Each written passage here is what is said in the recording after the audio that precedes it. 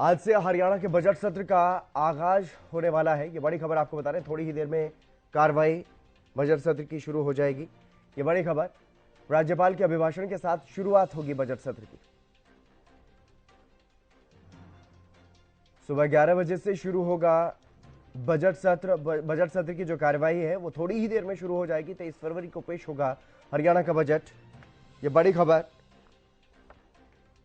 सरकार को घेरने के लिए पूरी तैयारी जो है वो विपक्ष ने कर ली है। कई ऐसे अहम मुद्दे हैं, ज्वलंत मुद्दे हैं जिन पर हंगामा देखने को मिल सकता है।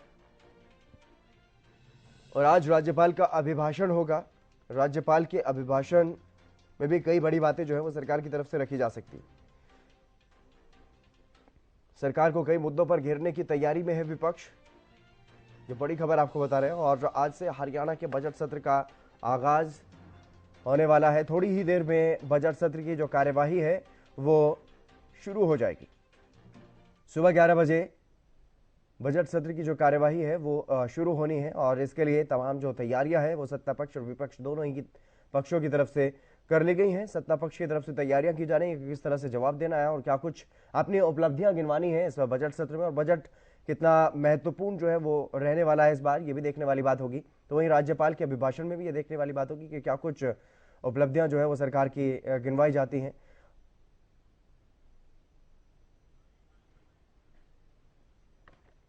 रवि कालीरमन हमारे संवाददाता हमारे साथ जुड़ गए अधिक जानकारी के साथ। रवि, क्या कुछ ताजा अपडेट? फिलहाल थोड़ी ही देर में बजट की जो कार्यवाही है, बजट सत्र की जो कार्यवाही है वो शुरू होने वाली है। हरियाणा का विधानसभा बजट का सत्र का आगाज आज शुरू होने वाला है और 11 बजे से ये पूरा विधानसभा की जो कार्रवाई है वो शुरू हो जाएगी। सबसे पहले अगर बात की जाए तो राज्यपाल के अभिभाषण पर जो है उसकी शुरुआत होगी और 22 फरवरी को अभिभाषण पर सदन में चर्चा होगी। 23 फरवरी को मुख्यमंत्री मनोहर लाल बतौर वित्त मंत्री बजट जो है वो पेश करने वाले हैं। आज राज्यपाल के अभिभाषण के बाद सदन में शोक प्रस्ताव जो है वो रखा जाएगा। 2 चरणों में इस बार का विधानसभा बजट रखा गया है और ऐसे में कहीं ना कहीं लोकसभा के तर्ज पर ये बजट सत्र जो है वो रखा गया है। बजट पेश होने के बाद अवकाश रहने वाला है, करीब 1 महीने का लगभग 1 महीने का अवकाश जो है वो रहने वाला है। इस दौरान विधानसभा की तमाम जो कमेटियां हैं वो बजट पर अध्ययन कर सकेंगी और उसकी रिपोर्ट जो है वो मुख्यमंत्री को सौंपेंगी। तो ऐसे में कहीं ना कहीं फिर दूसरे चरण की अगर बात की जाए तो 17 मार्च से 22 मार्च तक दूसरा चरण जो है वो रहने वाला है। और वहीं अगर विपक्ष की बात करें तो विपक्ष लगातार सरकार को घेरने का प्रयास इस सदन के माध्यम से करेगा और ऐसे में कहीं अनेक मुद्दे जो है विपक्ष के पास हैं जिनको लेकर जो है सरकार को घेरा जाएगा, सत्ता पक्ष को घेरा जाएगा। और मुद्दों की अगर बात की जाए तो हितेंद्र ओपीएस है, पीपीपी है, कानून व्यवस्था, बेरोजगारी, नौकरियों से जुड़े मुद्दे, किसानों से जुड़े मुद्दे, तमाम जो मुद्दे हैं इनको लेकर कहीं ना कहीं सत्ता पक्ष को घेरने का प्रयास किया जाएगा। इसके साथ साथ पंचायतों में ई-टेंडरिंग व्यवस्था को लेकर सरकार को घेरा जाएगा और वर्तमान में कानून व्यवस्था को लेकर कहीं ना कहीं निशाना साधने का प्रयास रहेगा। बुजुर्गों की जो पेंशन काटने का मामला आया था, बीपीएल कार्ड काटने का जो मामला सामने आया था, उसको लेकर भी सरकार को घेरा जाएगा। तो ये तमाम जो मुद्दे हैं जिनको लेकर कहीं ना कहीं सरकार को आज विपक्ष सदन के अंदर घेर सकती है। जी, लेकिन रवि, जो बैठक होने वाली थी बीजेपी और जेजेपी विधायकों की, क्या वो बैठक भी खत्म हो चुकी है? देखिए, वो बैठक अभी जो है जारी है और ऐसे में कहीं ना कहीं तमाम जो विधायक हैं वो कहीं ना कहीं बैठकर बातचीत करते हैं। सत्ता पक्ष के तमाम जो विधायक हैं वो बैठे हैं और ऐसे में कहीं ना कहीं विपक्ष जिस प्रकार के मुद्दों को लेकर सदन में सवाल उठाएगा तो उन तमाम सवालों के जवाब विपक्ष किस प्रकार से देता है उसको लेकर रणनीति जो है उस बैठक में बनाई जा रही है। बिल्कुल, लेकिन ये बजट सत्र जो है इस बार बजट के लिए तो महत्वपूर्ण है ही, लेकिन इसके अलावा भी प्रदेश में कई ऐसे मुद्दे हैं जिनको लेकर के सरकार कहीं ना कहीं घिरती हुई नजर आ रही है और विपक्ष की तरफ से भी पूरी तैयारी, रवि, इस बार जबरदस्त तैयारी जो है वो की गई। बिल्कुल हितेंद्र, देखिए बहुत से ऐसे मुद्दे हैं जिनको लेकर चाहे कांग्रेस की बात करें चाहे एनएलडी की बात करें, दोनों ही पार्टियां लगातार जो है विपक्ष को घेरने का प्रयास, माफ कीजिएगा, सत्ता पक्ष को घेरने का प्रयास करेंगी। और मुद्दों की अगर बात की जाए तो मुद्दे अनेक हैं। जैसे इनेलो कई मुद्दों पर सरकार को घेरेगी, बेरोजगारी का मुद्दा है, नौकरी से जुड़े मुद्दे हैं, प्रॉपर्टी आईडी है, शराब घोटाला, रजिस्ट्री घोटाला, पंचायतों में ई-टेंडरिंग और हरियाणा कौशल रोजगार नियम, सफाई कर्मचारियों की बढ़ रही जी बिल्कुल, जो मौतें हैं। बिल्कुल बिल्कुल रवि, तमाम जानकारी देने के लिए बहुत शुक्रिया आपका। तो बजट सत्र की जो कार्यवाही है वो शुरू होने वाली है और इसी मुद्दे पर और ज्यादा बातचीत करने के लिए हमारे साथ दो खास मेहमान भी जुड़ चुके हैं। प्रोफेसर विदु रावल है भारतीय जनता पार्टी से, केवल ढींगरा है कांग्रेस से।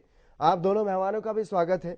लेकिन सबसे पहले मैं केवल ढींगरा जी आपके पास ही आऊंगा, क्योंकि विपक्ष में आप हैं और विपक्ष की तरफ से तैयारी सरकार को घेरने की जा रही है। क्या कुछ तैयारियां हैं? कौन से ऐसे महत्वपूर्ण मुद्दे हैं जो प्राथमिकता में रहेंगे? देखिए, सबसे बड़ी बात है कि जो ओपीएस का मुद्दा है वो सबसे बड़ा मुद्दा है आज की डेट में।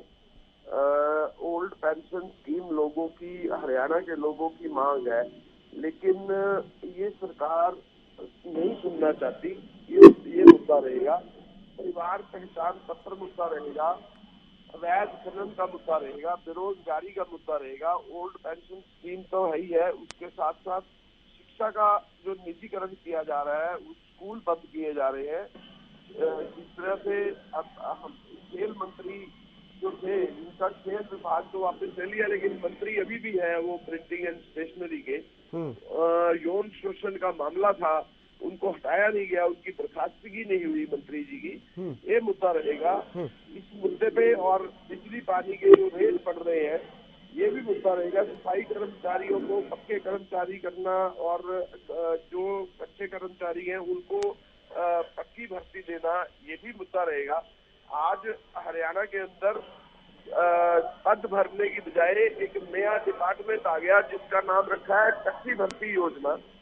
हम उसका विरोध कर रहे हैं कि कच्ची भर्ती योजना को हटाकर पक्की भर्ती योजना करनी चाहिए।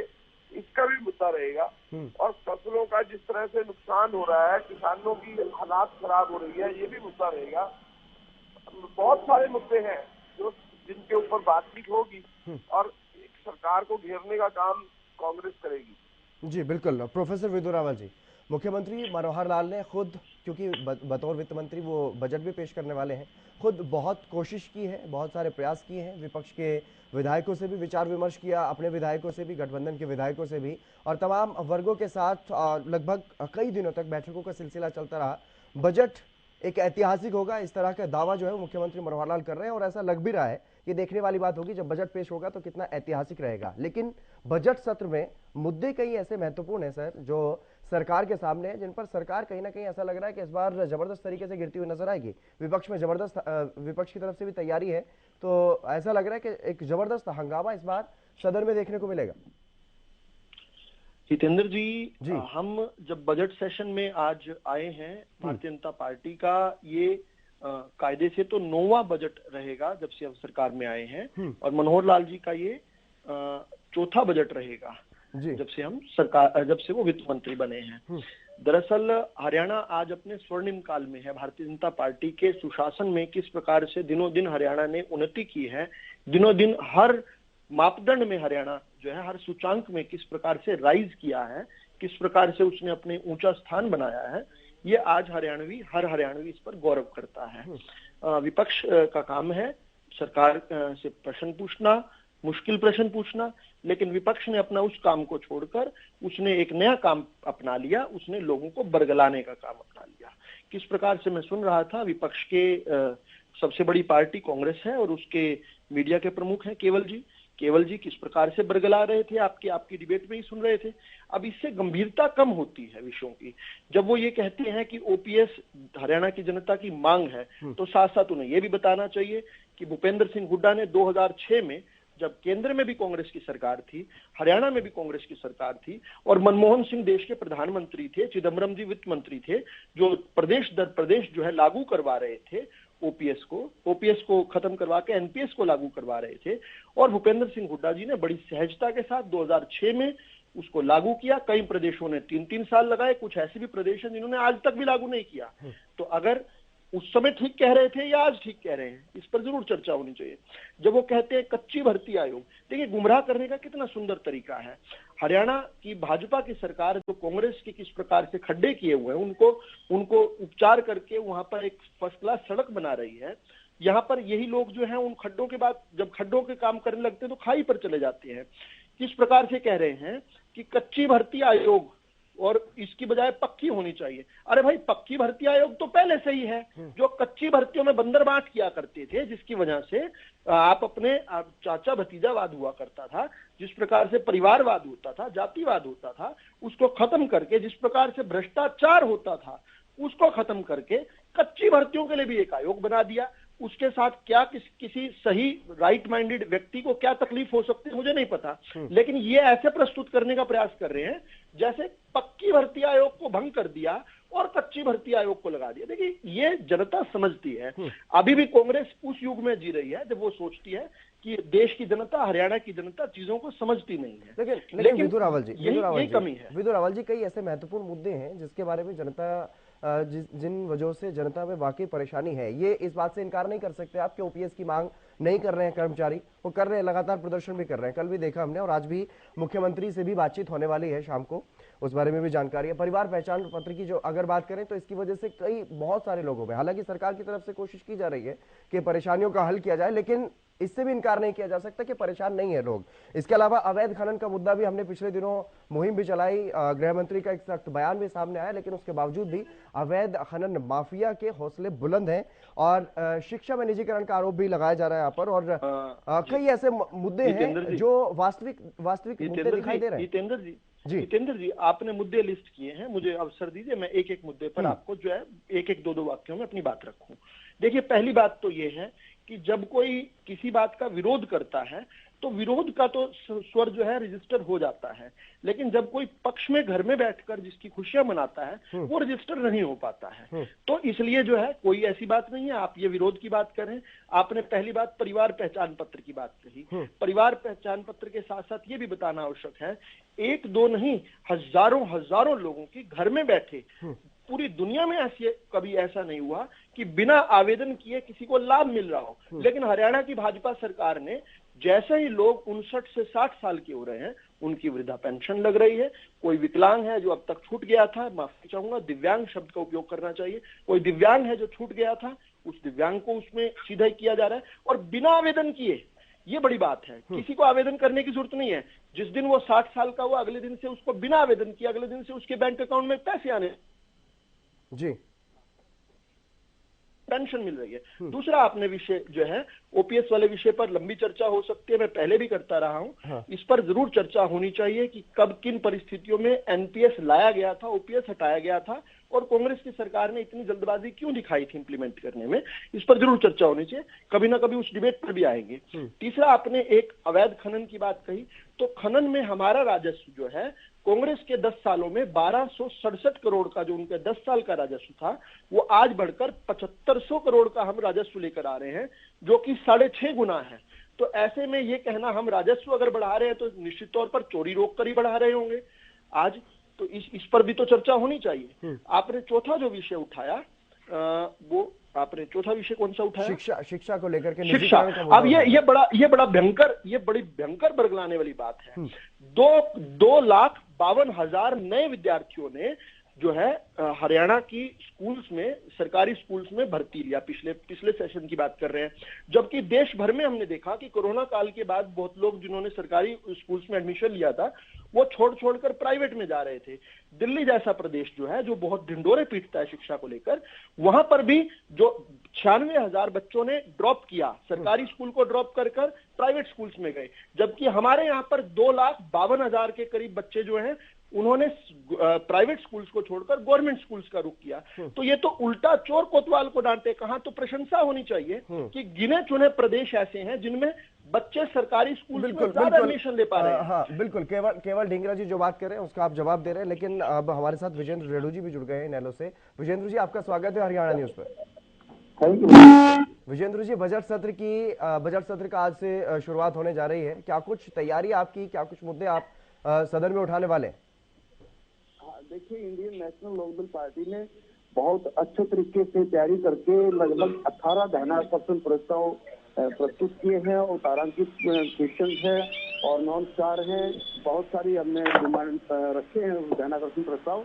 लेकिन अब मैं ये कहना चाहूंगा कि ये जो बजट सत्र है वो प्रदेश के लिए बहुत महत्वपूर्ण होता है और इसमें सरकार को विभिन्न वर्गों का ध्यान रख करके इसको पेश करने का काम करना चाहिए। जैसे प्री बजट में भी हमारी चर्चा हुई थी और हमने कई सुझाव भी दिए थे कि इस तरह से रोजगार सृजन के ऊपर है, किसानों का है, ई ट्रेडिंग का है, ई टेंडरिंग का, ये सारे बहुत सारे मुद्दे थे, इनके ऊपर विशेष ध्यान दे करके बजट प्रस्तुत किया जाना चाहिए। लेकिन हितेंद्र जी, मुझे बड़ी महसूस होती है बात, ये कहते हैं अमृत काल का अमृत बजट है। अमृत काल का कौन सा अमृत काल हरियाणा प्रदेश में ये लेकर के आए हुए हैं। आज हरियाणा प्रदेश का हर एक वर्ग सड़कों के ऊपर बैठा हुआ है। किस प्रकार से कर्मचारियों के ऊपर कल लाठीचार्ज करने का काम किया, इसी को अमृत काल कहते हैं। पूरी हरियाणा प्रदेश के निर्वाचित सदस्य सड़कों के ऊपर बैठे हैं, क्या इसी को अमृत काल कहते हैं। अगर ये इसी तरह का अमृत काल इस प्रकार का है तो हम माफी चाहते हैं कि इस अमृत काल को हटा दो आप लोग। ऐसा अमृत काल हरियाणा प्रदेश के लोगों को नहीं चाहिए जिस प्रकार का ये अमृत काल की बार बार घोषणा करने की बात कर रहे हैं। देखिए, आज जो कल लाठीचार्ज किया गया ओपीएस को लेकर के, कौन सी गलत बात थी। ये भारतीय जनता पार्टी ने 2003 में जब अटल बिहारी जी यहाँ हमारे प्रधानमंत्री हुआ करते, क्या सोच करके क्यों कर्मचारियों के खिलाफ इन्होंने काम करने का काम किया, ओपीएस को बंद कर दिया। उसके बाद हरियाणा में कांग्रेस पार्टी का राज था, इन्होंने बंद कर दिया 2006 में ओपीएस को। अपने मंत्रियों की विधायकों की तनख्वाह बढ़ाने का काम करते हैं और कर्मचारियों की पेंशन को भी काटने का काम करते हैं और फिर ये कहते हैं अमृत काल की घोषणा। आज देश में 5 राज्यों में पुनः ओपीएस को लागू किया जा चुका है। क्यों नहीं भारतीय जनता पार्टी इसको लागू करने का काम करी, क्यों कर्मचारियों को सिर फोड़ने का काम करते हैं, उनके ऊपर लाठीचार्ज करने का काम करते हैं। वो अपना हक मांग रहे हैं और फिर कहते हैं कि अमृत काल का बजट आ रहा है। तो किस प्रकार से अमृत काल का बजट आ रहा है। हितेंद्र जी, दूसरी बात अभी देखिए, प्रधानमंत्री कार्यालय के द्वारा डाटा रिलीज किया गया एसपीआई का सोशल प्रोग्रेस रिपोर्ट जो है, आज हरियाणा प्रदेश पूरे हिंदुस्तान में सबसे पिछले पायदान पर खड़ा है। ये कानून व्यवस्था की बात करते हैं, ये लॉ एंड ऑर्डर की बात करते हैं, ये क्राइम कम कर दिया उसकी बात करते हैं। तो फिर क्यों, ये मैं प्रश्न पूछना चाहता हूँ आपके चैनल के माध्यम से, फिर ये क्यों कहते हैं कि भाई ये हरियाणा प्रदेश पूरे हिंदुस्तान में सबसे असुरक्षित है, सबसे ज्यादा खतरे में हरियाणा प्रदेश का निवासी रह रहा है, क्यों ये कहते हैं।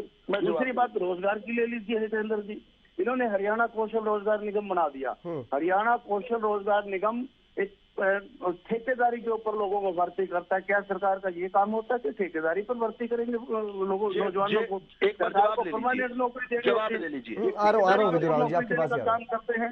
तो ये कितनी गलत बात ही हो रही है। तीसरी बात, इन्होंने ई टेंडरिंग के ऊपर हमारे सारे लगभग 70,000 जनप्रतिनिधियों को सड़कों के ऊपर पिछले 3-3.5 महीने से बैठे हुए हैं। ये तो क्यों नहीं इनकी सूद ले रहे। सरकार क्या होती है, ये पढ़े लिखे हमारे साथी कहते हैं कि हम बहुत पढ़े लिखे, बड़े विद्वान हैं, बड़े आंकड़ों के साथ हम टीवी पर बैठने का काम करते हैं।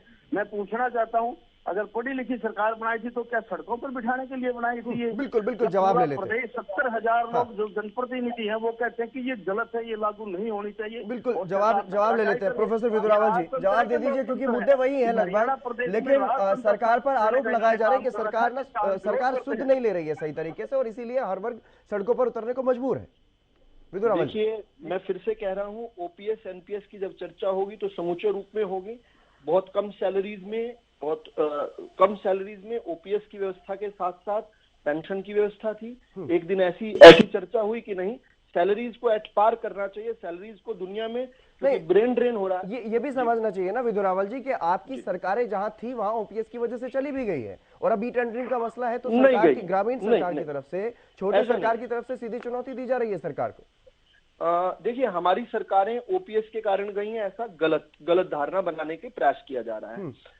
हमारी तो गुजरात के अंदर बहुत बड़े मार्जिन के साथ जो है ऐतिहासिक तौर पर सरकार आई। उत्तर प्रदेश की बात करें तो वहां पर एक पहाड़ों में एक चलन रहा करता है कि एक बार भाजपा एक बार कांग्रेस वाला जो चलन है। हालांकि उत्तराखंड में हमने उस चलन को खत्म किया, दूसरी बार फिर भाजपा आई।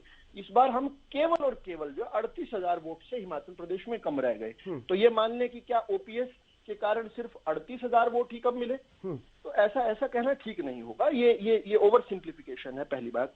लेकिन महत्वपूर्ण बात क्या है, एक व्यवस्था हमने चुनी थी, एक व्यवस्था ये चुनी थी कि सैलरीज अच्छी होनी चाहिए, वेतन अच्छा होना चाहिए, जिससे निजी क्षेत्र के साथ साथ हमारे सरकारी क्षेत्र में भी नौकरी प्रति आकर्षण बढ़े। साथ साथ जो है ऐसा होना चाहिए उसी बड़ी सैलरीज में से ही लोग जो है अपनी सेविंग्स के माध्यम से अपनी पेंशन का भी जो है उपयोग करें।